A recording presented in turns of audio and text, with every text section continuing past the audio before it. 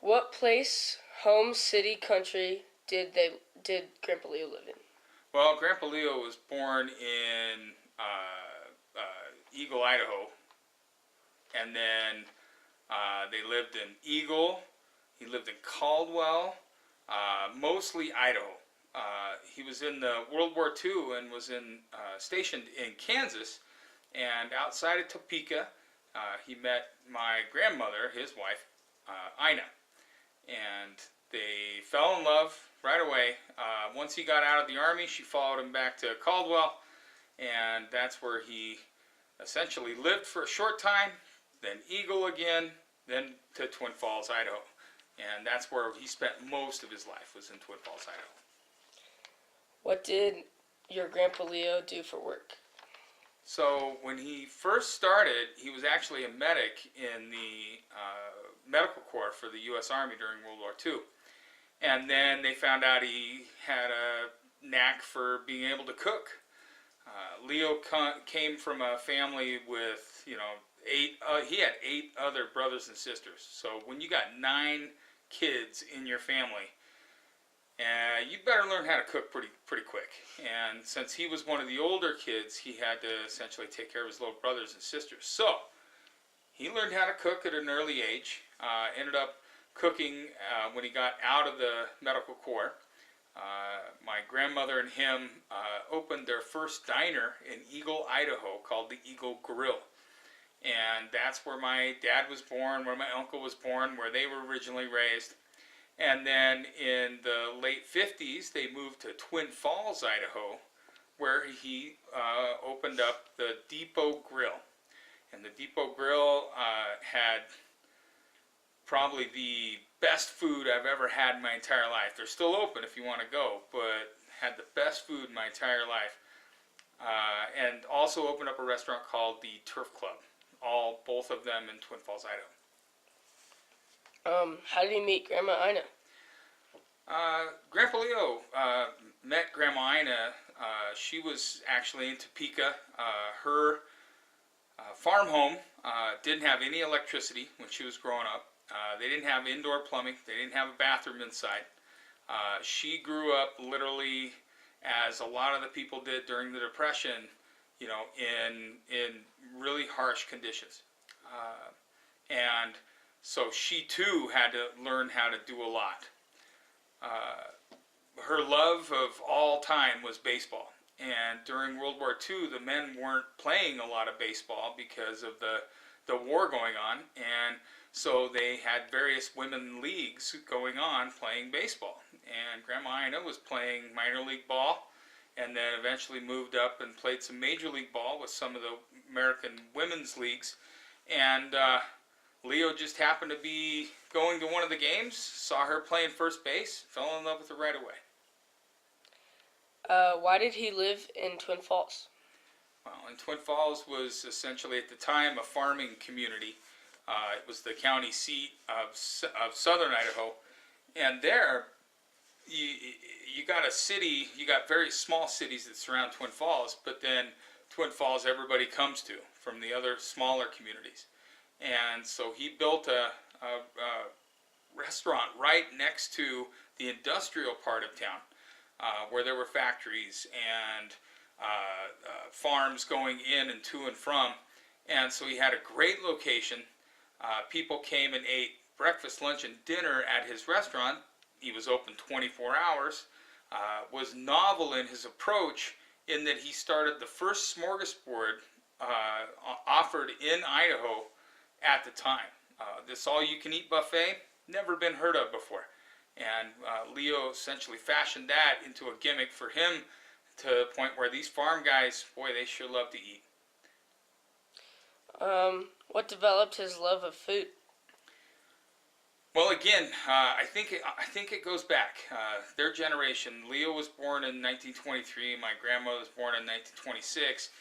And when you have that kind of lifestyle, you're growing up during the Depression, and even today you're going to have kids that are hungry. But back then, everybody was hungry. There wasn't food. Nobody had any money. And so you tried to do what you had to do to try to make good food. And some of the dishes that they probably had to eat, we wouldn't even touch today. And now, given the opportunity to be a restaurateur and be able to make great food, I think that was his driving force. He was giving back to the people by providing them with yummy, good food. What happened between him and Harmon? So I think it's Steve Harmon, and he was the founder of the KFC restaurants.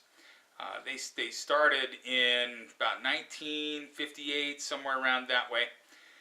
Back then, my grandfather was messing around, trying to figure out something new, something that nobody else has been doing.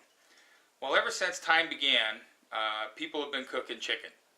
And yet, in 1950, the way they made chicken back then isn't the way they make chicken today. You essentially bread it, and then you fry it in oil. But it would take 45 minutes to fry a batch of chicken in a pot of boiling oil. On top of that, it's dangerous to cook with a pot of boiling oil. Especially, you see the people deep fry turkeys, and they explode. So he came up with him and another guy that was messing around with industrial. They came up with a pressure cooker that was large enough to where you could cook 40 pieces of chicken in at one time. Lock the lid, seal it down, and it cut the cooking time in half. Plus, it infused the chicken with beautiful flavor. So he ended up calling his chicken Golden Glow Chicken, and it was trademarked Leo's Golden Glow.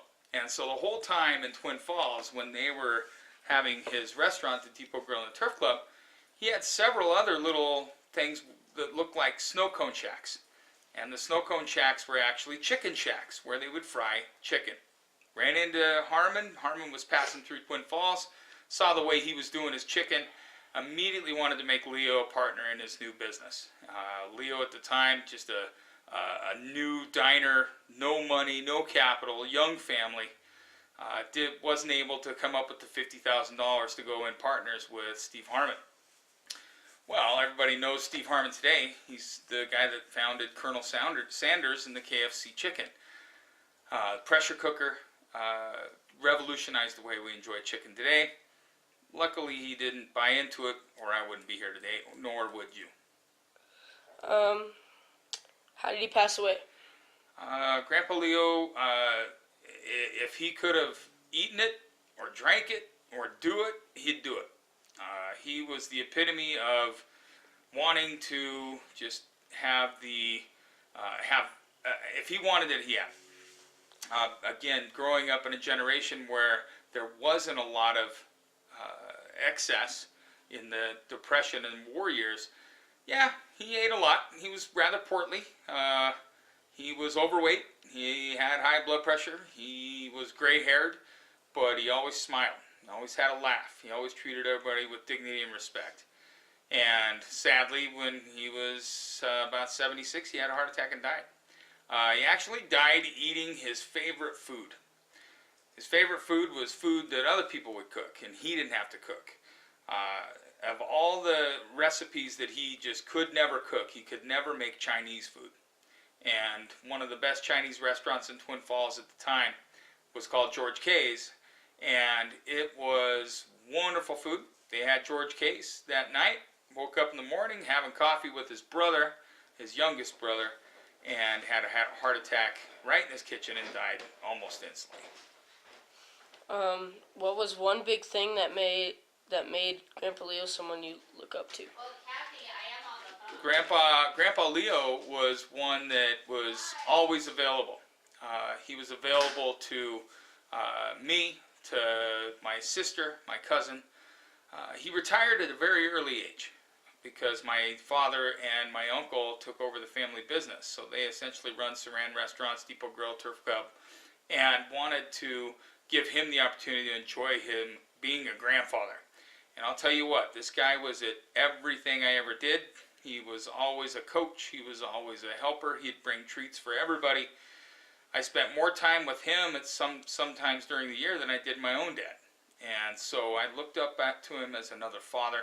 He taught me to respect myself, to respect my family, to respect others. And today, even people today still talk about him with love and admiration.